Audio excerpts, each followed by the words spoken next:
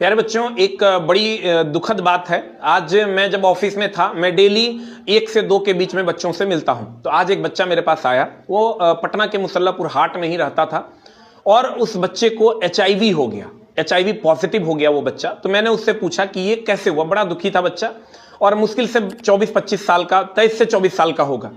तो उस बच्चे से जब मैंने पूछा कि क्या तुम किसी के साथ सेक्सुअल रिलेशनशिप में आए थे जो फीमेल इससे ग्रसित थी, तो उसने बताया कि सर ऐसा नहीं हुआ, ऐसा कभी नहीं हुआ। मैंने उससे जब बार बार जोर दिया और पूछने की कोशिश की कि ऐसा कैसे हुआ ताकि मैं अन्य बच्चों को अवेयर कर सकूं, तो उसने बोला कि नहीं सर, मेरी एक फीमेल पार्टनर थी जिसके साथ मैं इंगेज था। तो मैंने सोचा कि किसी भी फीमेल पार्टनर के साथ जो पढ़ाई लिखाई करती है उसको ये बीमारी लगभग नहीं के बराबर 99.9% नहीं ही होगा, उससे तो इसको नहीं हुआ होगा। तो फिर मैंने जब और उससे पूछताछ की तो उसने बताया कि सर मैं इंस्टाग्राम के थ्रू एक यहीं पर बाजार समिति में एक लड़की के कांटेक्ट में आया था, तो उसके कारण हो सकता है मुझे हो गया होगा। तो मैंने सोचा कि यह भी संभव नहीं है, क्योंकि जिस फीमेल या मेल को एड्स होगा उसी से दूसरे में फैलेगा। तो ऐसा हो नहीं सकता, क्योंकि यहाँ जो लड़के या लड़कियां आते हैं वो गांव घर से आते हैं, तो उनमें होने की संभावना बहुत कम होती है।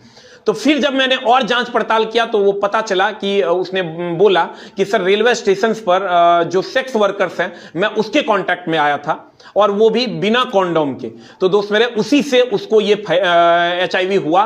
तो मैं एक ही बात कहूंगा, HIV जो है ये यौन संक्रमित रोग है, यौन सेक्सुअली ट्रांसमिट होता है।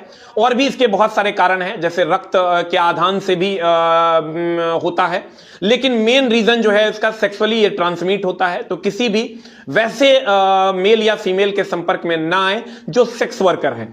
तो या आप कोशिश करें कि इनसे बचें, और कहते हैं संयम और समझदारी रखें और एड्स बीमारी को अपने से दूर रखें। और इससे बचने के जो उपाय हैं उसमें सबसे प्रमुख उपाय है सेक्सुअली इंगेज होते समय आप कॉन्डोम का प्रयोग जरूर करें। यह घटना मुश्किल से 2-3 दिन पहले की है। वो बच्चा बड़ा दुखी था।